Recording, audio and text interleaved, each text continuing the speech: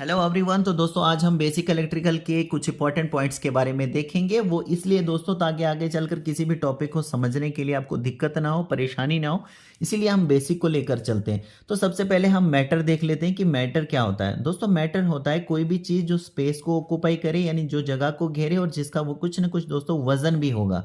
तो इसलिए आप अपने इर्द गिर्द में एक बार नज़र दौड़ा लीजिए दोस्तों, आपको कोई भी चीज़ जो भी दिखाई दे रही होगी, चाहे फिर वो लिविंग थिंग में आ रही होगी, है ना, लिविंग थिंग में आ रही होगी या फिर नॉन लिविंग थिंग में आ रही होगी दोस्तों, कोई भी चीज़ आपको दिखाई दे रही है, जैसे मैंने आपको बोला ना, किसी पर भी आपकी नज़र पड़ रही होगी किसी भी चीज़ पर, तो वो क्या है, कुछ ना कुछ स्पेस जो है वो जगह घेरती होगी दोस्तों, और उसका कुछ ना कुछ वजन भी होगा, और इसलिए वो क्या है, मैटर है ना। तो मैटर की डेफिनेशन ही यही है कि anything which occupy space and having mass, जिसका कुछ ना कुछ वजन है दोस्तों और स्पेस को भी ऑक्यूपाई कर रही होगी, वो मैटर है। जैसे समझने के लिए अगर हम इस पेन के ढक्कन को ही ले लेते हैं, जैसे ये पेन का ढक्कन है हमारे पास, तो ये क्या कर रहा है, इतनी सारी दोस्तों स्पेस को ये ऑक्यूपाई कर रहा है ना, इतनी सारी ये जगह को यहाँ पर घेर रहा है, तो इतनी सारी जगह को ये घेर भी रहा है, और इस ढक्कन का कुछ न कुछ वेट भी होगा, इसलिए ये क्या है, मैटर है। अब अगर इस मैटर को लेकर हम चलें, तो मैटर दोस्तों बना किसका होता है, मैटर बना होता है स्मॉल पार्टिकल्स के साथ, जिनको हम मॉलिक्यूल्स बोलते हैं। क्या बोलते हैं, मॉलिक्यूल्स बोलते हैं। और मॉलिक्यूल खुद दोस्तों एटम से मिलकर बना होता है, तो इसलिए हम कह सकते हैं कि एटम क्या है, वेरी स्मॉल पार्टिकल है। क्या है, वेरी स्मॉल पार्टिकल है। अब दोस्तों हम क्या करते हैं, हालांकि हमें ये पता है कि एटम जो है बहुत स्मॉल पार्टिकल है, लेकिन हम इसको समझने के लिए थोड़ा सा इसका आकार जो है, इसका साइज थोड़ा बड़ा कर लेते हैं। ठीक है, लेट अस सपोज ये हमारे पास एटम है, छोटा सा जो पार्टिकल एटम है उसको हम थोड़ा सा बड़ा करके इस तरीके से समझते हैं। ये हमारे पास मान लीजिए एटम है। अब इस एटम के अंदर क्या क्या चीज़ें होती है वो हम देखते हैं। तो एटम का जो सबसे सेंटर वाला पार्ट होता है, लेट अस सपोज ये एटम है, और एटम का ये सेंट्रल पार्ट है ना, सबसे बीच वाला पार्ट, इसको दोस्तों हम न्यूक्लियस बोलते हैं। क्या बोलते हैं, न्यूक्लियस बोलते हैं। और इस न्यूक्लियस की अगर हम बात करें, तो न्यूक्लियस के अंदर होते हैं दोस्तों प्रोटॉन्स। क्या होते हैं, प्रोटॉन्स होते हैं। और प्रोटॉन्स पर होता है प्लस चार्ज, यानी पॉजिटिव चार्ज होता है। और प्रोटॉन्स के अलावा दोस्तों हमारे न्यूक्लियस में, एटम के न्यूक्लियस में न्यूट्रॉन्स भी होते हैं। क्या होते हैं, न्यूट्रॉन्स भी होते हैं, लेकिन न्यूट्रॉन्स पर कोई भी चार्ज नहीं होता, ओनली इसका मास होता है। तो इसलिए अब हम कह सकते हैं कि हमारा जो एटम है इसके न्यूक्लियस में क्या होता है, ओनली प्रोटॉन्स होते हैं, मतलब ओनली पॉजिटिव चार्ज होता है। और एटम के न्यूक्लियस के आसपास में दोस्तों जो ये रास्ते होते बने होते हैं, जिनको हम ऑर्बिट्स भी बोलते हैं। क्या बोलते हैं, ऑर्बिट्स भी बोलते हैं, या फिर पाथ्स कह लीजिए, पाथ्स भी हम कह सकते हैं। इन पाथ्स में दोस्तों, इन रास्तों में, इन ऑर्बिट्स में क्या होते हैं, इलेक्ट्रॉन। लेट अस सपोज पहले वाले शेल में 2 इलेक्ट्रॉन हैं, दूसरे वाले शेल में मान लीजिए 3 इलेक्ट्रॉन। तो इस तरीके से ये जो इलेक्ट्रॉन्स होते हैं ये हमारे न्यूक्लियस के इर्द गिर्द शेल में रिवॉल्व कर रहे होते हैं दोस्तों, घूम रहे होते हैं। और इन इलेक्ट्रॉन्स पर जो चार्ज होता है ये माइनस का होता है, नेगेटिव चार्ज होता है, माइनस चार्ज होता है। और इलेक्ट्रॉन्स का जो मतलब वेट होता है दोस्तों, वो as compare to the protons थोड़ा सा कम होता है। मतलब जो प्रोटॉन्स होते हैं वो उनका मास ज़्यादा होता है, इलेक्ट्रॉन्स के कंपेयर में इलेक्ट्रॉन्स थोड़े से हल्के होते हैं। ठीक है, और ये जो इलेक्ट्रॉन्स हैं, मान लीजिए यहाँ पर 2 इलेक्ट्रॉन्स हैं पहले वाले शेल में, दूसरे वाले शेल में 3 इलेक्ट्रॉन्स हैं, और इन पर मैंने आपको बताया ना, इलेक्ट्रॉन्स के ऊपर नेगेटिव चार्ज होता है। तो इस तरीके से हमारे एटम में 2 तरह का चार्ज होता है प्रेजेंट। एक तो हमारे पास प्रोटॉन्स जिन पर पॉजिटिव चार्ज होता है, तो पॉजिटिव चार्ज हमारे एटम में होता है, और इलेक्ट्रॉन्स पर नेगेटिव चार्ज होता है। तो 2 तरह का चार्ज हो गया ना हमारे एटम पर, पॉजिटिव चार्ज भी है और नेगेटिव चार्ज भी है। ठीक है दोस्तों, और मैंने आपको क्या बोला कि प्रोटॉन्स जो हैं वो हमारे न्यूक्लियस के अंदर होते हैं, और इनका मास ज़्यादा होता है, और ये फिक्स होते हैं हमारे न्यूक्लियस के अंदर, ये यहाँ पर रोटेट नहीं कर रहे होते हैं। एटम के अंदर जो न्यूक्लियस है, न्यूक्लियस में जो प्रोटॉन्स हैं ये फिक्स रहते हैं, ओनली रोटेट क्या करते हैं, इलेक्ट्रॉन्स जो न्यूक्लियस के इर्द गिर्द शेल्स में होते हैं, ये रिवॉल्व कर रहे होते हैं, घूम रहे होते हैं। ठीक है, अब नॉर्मली अगर हम बात करें दोस्तों, तो नॉर्मली क्या होता है, एटम हमारे पास न्यूट्रल होता है। नॉर्मल कंडीशन में एटम हमारे पास न्यूट्रल होता है। किस तरीके से दोस्तों, लेट अस सपोज मान लीजिए कि सोडियम है, और सोडियम को हम Na से लिखते हैं, और इसका एटॉमिक नंबर होता है 11। तो 11 एटॉमिक नंबर, इट मीन्स दोस्तों कि 11 इसके प्रोटॉन्स होंगे, यानी 11 पॉजिटिव चार्ज होगा, और 11 इलेक्ट्रॉन्स होंगे आसपास में, न्यूक्लियस के आसपास में। तो पहले वाले शेल में 2 इलेक्ट्रॉन्स आते हैं, दूसरे वाले शेल में 8 इलेक्ट्रॉन आते हैं, 1 2 3 4 5 6 7 और 8। 8 और 2 कितने हो गए? 10, और एक इलेक्ट्रॉन और बच गया तो वो हमारे लास्ट वाले शेल में आएगा।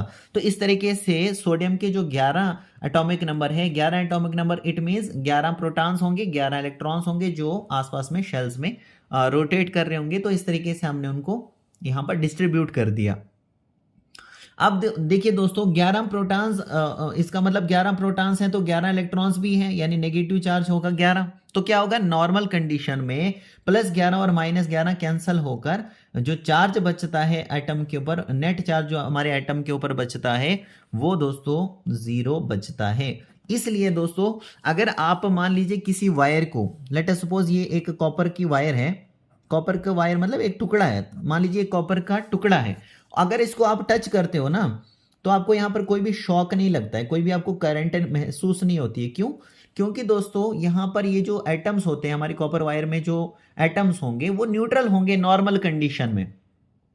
नॉर्मल कंडीशन में हर एक एटम क्या होगा? न्यूट्रल होगा। इसीलिए अगर आप यहाँ पर छूते, हालांकि इसके अंदर एटम्स होंगे, हर कोई चीज एटम से मिलकर बनी है तो इसके अंदर भी एटम्स होंगे, और एटम्स में दोस्तों प्रोटॉन्स भी होंगे, इलेक्ट्रॉन्स भी होंगे। लेकिन अगर आप छूते हो यहाँ पर, हाथ से अगर टच करते हो तो आपको शॉक नहीं लगेगा, करंट नहीं लगेगी।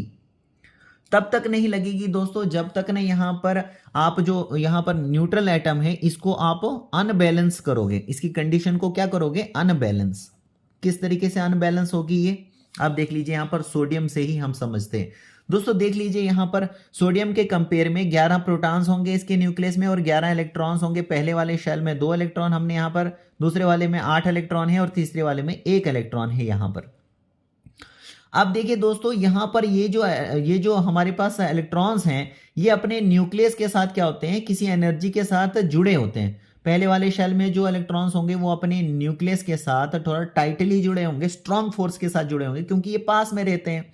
दूसरे वाले में थोड़ा सा दूरी होने के कारण थोड़ा सा पहले वाले शेल के कंपेयर में थोड़ी सी कम एनर्जी के साथ जुड़े होंगे, लेकिन फिर भी टाइटली जुड़े होंगे। लेकिन दोस्तों जो सबसे लास्ट वाले शेल में इलेक्ट्रॉन होगा इसको आप यहां पर देख लीजिए, एक तो दूरी बहुत ज्यादा है, तो दूरी होने के कारण ये अपने न्यूक्लियस के साथ, ये जो लास्ट वाला शेल या फिर आउटर मोस्ट शेल इसको हम बोलते हैं, सबसे बाहर वाला आउटर मोस्ट, या फिर इसको हम दोस्तों वैलेंस भी बोलते हैं, वैलेंस शेल। ठीक है, तो इसमें जो इलेक्ट्रॉन होगा वो अपने न्यूक्लियस के साथ थोड़ा सा वीक फोर्स के साथ दोस्तों जुड़ा होगा, वीकली जुड़ा होगा, है ना, थोड़ा सा कम एनर्जी के साथ जुड़ा होगा। तो क्या होगा? ऐसे इलेक्ट्रॉन को अगर थोड़ी सी बाहर से आप एक्सटर्नली एनर्जी देते हो तो ऐसे इलेक्ट्रॉन को हम यहाँ से अपने शेल से ये निकल सकता है ना। थोड़ी सी भी एनर्जी आप यहाँ से अगर एक्सटर्नली आप प्रोवाइड करोगे तो ये लूजली जुड़ा होगा, लूजली जुड़े होने के कारण एक इलेक्ट्रॉन यहाँ से निकल जाता है। अब दोस्तों निकलने के बाद क्या होगा, किस तरीके से कौन सी एनर्जी आप दोगे वो मैं अभी आपको बता रहा हूं। देखिए दोस्तों, यहां पर मान लीजिए ये हमारे पास इस तरीके से समझते हैं, लेट अस सपोज दोस्तों ये हमारे पास एक बल्ब है और ये भी किसी न किसी मटेरियल का बना हो, किसी न किसी एलिमेंट का ये भी बना होगा, है ना। इसके अंदर जो वायर होगी वो भी किसी न किसी एलिमेंट की बनी होगी। तो इस तरीके से यहाँ से हम एक वायर को ले लेते हैं और यहाँ से हम जोड़ लेते हैं सोर्स के साथ। ये बैटरी सोर्स, ये माइनस इसका और ये प्लस इसका। अब दोस्तों क्या होगा, ये वायर जो होगी इसके अंदर से मैंने आपको बोला ना हर चीज हमारे एटम से ही मिलकर बनी है, इसलिए हमने बेसिक को लेकर हम चले थे, इसलिए ताकि आपको समझने में कोई दिक्कत ना हो। तो अब इस वायर के अंदर भी क्या होंगे, एटम्स होंगे, तो वो नॉर्मली न्यूट्रल होंगे। अब जैसे ही आपने यहां से एक एनर्जी या फिर कह लीजिए थोड़ी सी वोल्टेज या पोटेंशियल आपने प्लस माइनस का क्रिएट किया यहां से, तो क्या हुआ दोस्तों, बाहर से आपने एक एनर्जी दी। कैसे? जैसे मैंने आपको यहां पर बताया, ये जो वैलेंस इलेक्ट्रॉन है ये अपने न्यूक्लियस के साथ थोड़ा सा वीकली जुड़ा होगा। इस पे अगर एक्सटर्नली कोई भी एनर्जी आप एटम का जो आउटर मोस्ट शेल है इसमें जो इलेक्ट्रॉन है, इस पर अगर बाहर से कोई एनर्जी आप दोगे, मतलब एक वोल्टेज आपने लगाया, तो क्या होगा, एक एनर्जी इस पर मिली। तो एनर्जी थोड़ी सी ज्यादा मिली तो इसने अपना इलेक्ट्रॉन, एक एटम ने एक इलेक्ट्रॉन दे दिया। इसी तरीके से अगर यहां से आपने वोल्टेज अप्लाई किया तो इस वायर के अंदर पूरी की पूरी वायर में क्या होंगे, एटम्स होंगे, वो नॉर्मली न्यूट्रल होंगे। लेकिन जैसे आपने वोल्टेज अप्लाई किया तो एक एटम ने अगर एक इलेक्ट्रॉन दिया, मतलब अपने वैलेंस शेल से एक इलेक्ट्रॉन अगर निकला, तो इस तरीके से छोटी सी वायर में बिलियंस ऑफ एटम्स होंगे दोस्तों। इसका मतलब एक एटम भी अगर 1 इलेक्ट्रॉन भी आपको देगा, 1 इलेक्ट्रॉन एक एटम आपको देगा, तो बिलियंस ऑफ एटम्स होंगे, तो बिलियंस ऑफ इलेक्ट्रॉन्स हो जाएंगे। और इलेक्ट्रॉन्स पर मैंने आपको ऑलरेडी बताया कि नेगेटिव चार्ज होता है, माइनस चार्ज होता है, और नेगेटिव चार्ज यानी माइनस होता है। माइनस चार्ज होने के कारण वो इलेक्ट्रॉन्स क्या करेंगे दोस्तों, बैटरी के प्लस की ओर आएंगे। ये है ना बैटरी का प्लस, यहां पर टर्मिनल है हमने सेट किया, ये माइनस। तो वो इलेक्ट्रॉन क्या करेंगे, माइनस होने के कारण प्लस की ओर आएंगे, इस तरीके से एक डायरेक्शन में आएंगे। और इलेक्ट्रॉन्स का एक डेफिनेट डायरेक्शन में आने को ही हम क्या बोलते हैं दोस्तों, इलेक्ट्रिक करंट बोलते हैं।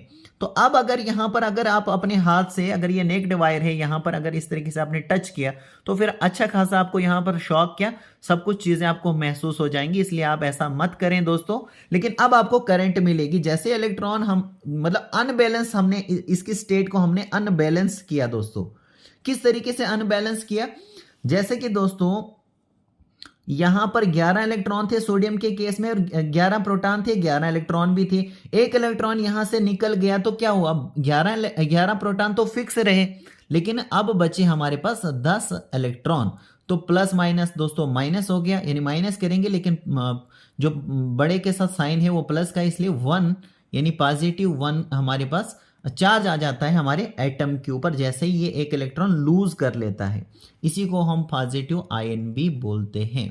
ठीक है, तो इस तरीके से एक एटम अगर एक इलेक्ट्रॉन लूज किया तो क्या हुआ दोस्तों, यहां पर ये अनबैलेंस हो गया ना। अनबैलेंस मतलब 11 प्रोटॉन थे, तो अब यहां पर इलेक्ट्रॉन कितने बचे, 10 बचे। पहले क्या होता था, 11 प्रोटॉन थे और 11 इलेक्ट्रॉन भी थे, बैलेंस कंडीशन थी। लेकिन अब अनबैलेंस कंडीशन, जैसे अनबैलेंस कंडीशन हो जाती है तो एटम हमारा चार्ज हो जाता है, यानी इस पर +1 का चार्ज आ जाता है। समझ में आ रहा है।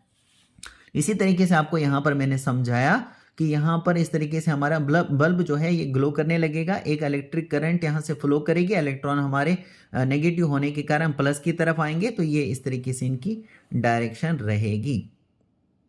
इलेक्ट्रिक करंट की डायरेक्शन प्लस से माइनस की तरफ हम लेते हैं, लेकिन जो इलेक्ट्रॉन की डायरेक्शन है वो माइनस से प्लस की तरफ इस तरीके से मतलब ये आते हैं। तो ये आपको यहाँ पर समझना है। तो मैं होप करता हूँ दोस्तों कि इतना आपको यहाँ पर क्लियर हो चुका होगा। ये करंट क्या होती है, आयन क्या होता है, और मैटर क्या होता है दोस्तों, किस तरीके से हमारे एटम में जो हमारे पास प्रोटॉन्स होते हैं, जो इलेक्ट्रॉन्स होते हैं, ठीक है। और ये जो हमारे पास दोस्तों ये जो एटम है, इसका जो लास्ट वाला शेल होता है, इसको हम बोलते हैं आउटर मोस्ट शेल। ये भी आपको मतलब ध्यान रखना है, ये आउटर मोस्ट शेल है। और जैसे ही बाहर से आप एनर्जी आप देते हो, जैसे वोल्टेज मैंने आपको बोला ना, ये एनर्जी क्या है, एक वोल्टेज है। तो वोल्टेज जब अप्लाई करते हो तो एटम से एक इलेक्ट्रॉन निकलता है।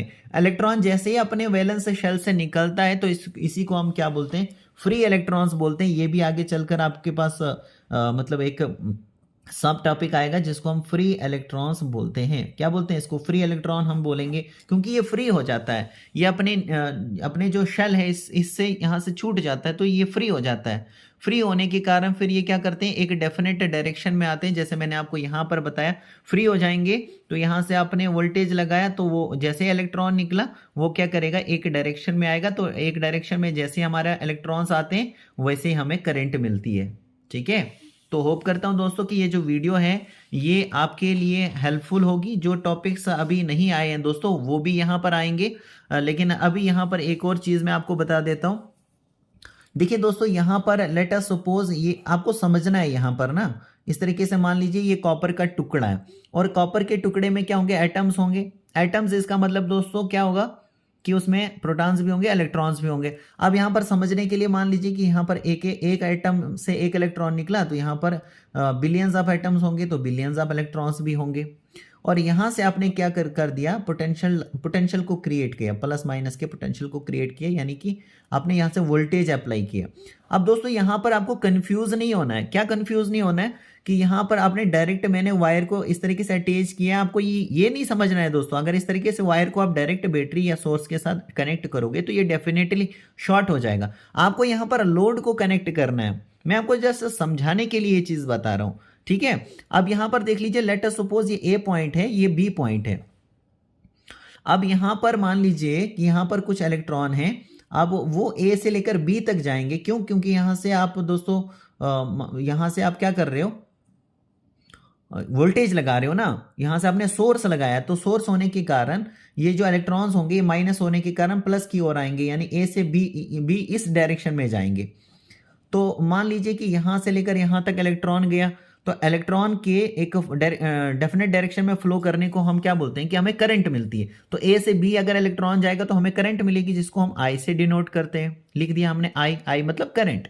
अब करंट कब हमें मिली? जब इलेक्ट्रॉन्स ने फ्लो किया, यानी चार्ज ने फ्लो किया, और चार्ज को हम क्यू से लिखते हैं। और यहाँ से ए से लेकर बी तक जाने में इलेक्ट्रॉन्स को यानी चार्ज को फ्लो करने में थोड़ा टाइम तो लगा ही होगा। तो let us suppose T time में हमारे ए से बी चार्ज गया, और ये हमारे पास करंट का फॉर्मूला हो गया ना, करंट का फॉर्मूला।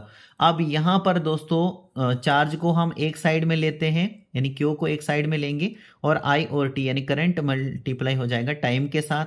अब यहाँ पर दोस्तों चार्ज के साथ कुछ नहीं छुपा है तो यानी 1, करंट के पीछे कुछ नहीं छुपा है तो यानी 1 है ना, ऐसा हम मानते हैं। और चार्ज का यूनिट होता है दोस्तों कूलम, तो 1 कूलम हम लिख सकते हैं 1 एम्पियर सेकेंड, करंट को हम एम्पियर में लेते हैं, है ना। तो 1 एम्पियर यहां से क्या हो जाएगा, 1 एम्पियर ऑफ करंट कैसे हम यहां पर डिफाइन करेंगे, 1 कूलम पर सेकेंड। यानी कि दोस्तों अगर किसी वायर में 1 कूलम ऑफ करंट जो है, 1 कूलम ऑफ चार्ज अगर फ्लो करता है किसी वायर के थ्रू 1 सेकेंड में, किसी भी क्रॉस सेक्शन से, जो वायर है मान लीजिए ये वायर है, तो इसके किसी भी क्रॉस सेक्शन, मान लीजिए यहाँ पर या इस वाली जगह पर, इसके मतलब किसी भी क्रॉस सेक्शन पर अगर 1 सेकेंड में 1 कूलम ऑफ चार्ज अगर फ्लो करता है, तो उसी को हम 1 एम्पियर ऑफ करंट बोल सकते हैं। तो यहाँ से ये चीज भी डिफाइन हो गया। नेक्स्ट दोस्तों यहाँ पर ये जो फॉर्मूला है करंट बराबर चार्ज बाई टाइम, तो चार्ज क्या होता है, मान लीजिए ये दोस्तों यहाँ पर क्या है, ये वायर का टुकड़ा है, तो इसके यहाँ से मान लीजिए किसी भी cross section sir n electron flow कर रहे हैं। फिर से यहाँ पर बनाता हूँ मैं आपको, यहाँ पर थोड़ी सी स्पेस जो है वो कम हो गई है, लेकिन यहाँ पर फिर से हम इसको समझ लेते हैं। देखिए करंट का फॉर्मूला क्या हो गया दोस्तों, चार्ज बाई टाइम हो गया ना। अब दोस्तों यहाँ पर एक वायर को हम ले लेते हैं और मान लेते हैं कि वायर के किसी भी क्रॉस सेक्शन से n इलेक्ट्रॉन फ्लो कर रहे हैं, मान लीजिए यहाँ से n इलेक्ट्रॉन्स फ्लो कर रहे हैं, ठीक है। n इलेक्ट्रॉन मतलब क्या हो गया, यहाँ पर करंट बराबर क्या हो जाएगा, चार्ज की जगह क्या लिखेंगे, n लिखेंगे हम, भाई इलेक्ट्रॉन्स यानी कि चार्ज ना, तो चार्ज क्यू की जगह अब हम n इलेक्ट्रॉन अगर फ्लो कर रहे हैं किसी भी क्रॉस सेक्शन से, n मतलब हमें पता नहीं है, जस्ट हमने n लिखा है कि n इलेक्ट्रॉन्स फ्लो कर रहे हैं, मल्टीप्लाई बाई ई कर देंगे। अब ई क्या है, एक इलेक्ट्रॉन की वैल्यू है, जो कि हमें पता है भाई एक इलेक्ट्रॉन की वैल्यू क्या होती है, -1.6 इंटू 10⁻⁻19 कूलम। 1 इलेक्ट्रॉन के ऊपर ये चार्ज होता है, इसलिए हमने n को मल्टीप्लाई कर दिया ई के साथ, डिवाइडेड बाय टाइम हो गया। तो ये भी हमारे पास करंट का एक फॉर्मूला हो गया। तो क्वेश्चन में अगर आपको कहीं ऑब्जेक्टिव में पूछा जाता है दोस्तों, और उसमें अगर डिफरेंट वैल्यू दी होगी, जैसे n इलेक्ट्रॉन्स दिए होंगे, तो एक इलेक्ट्रॉन की वैल्यू आपको पता होगी, नंबर ऑफ इलेक्ट्रॉन्स आपको दिया होगा, टाइम दिया होगा, तो करंट की वैल्यू निकल जाएगी। कहीं पर दोस्तों चार्ज दिया होगा, टाइम दिया होगा, तो करंट की वैल्यू यहाँ पर निकल जाएगी, या फिर करंट की वैल्यू दी होगी, टाइम भी दिया होगा, चार्ज यहाँ से निकल जाएगा। तो जो भी आपको क्वेश्चंस में पूछा होगा उस हिसाब से आप फॉर्मूला को यहाँ पर अप्लाई करोगे, और इस तरीके से आप आसानी के साथ छोटे मोटे जो न्यूमेरिकल्स हैं उनको निकाल सकते हो दोस्तों। शुरुआत कम से कम आप कर सकते हो। मैं होप करता हूं दोस्तों कि आपको ये जो वीडियो है ये हेल्पफुल लगी होगी। कुछ टॉपिक्स जो नहीं आए हैं वो आगे धीरे धीरे आते रहेंगे दोस्तों। So thank you very much.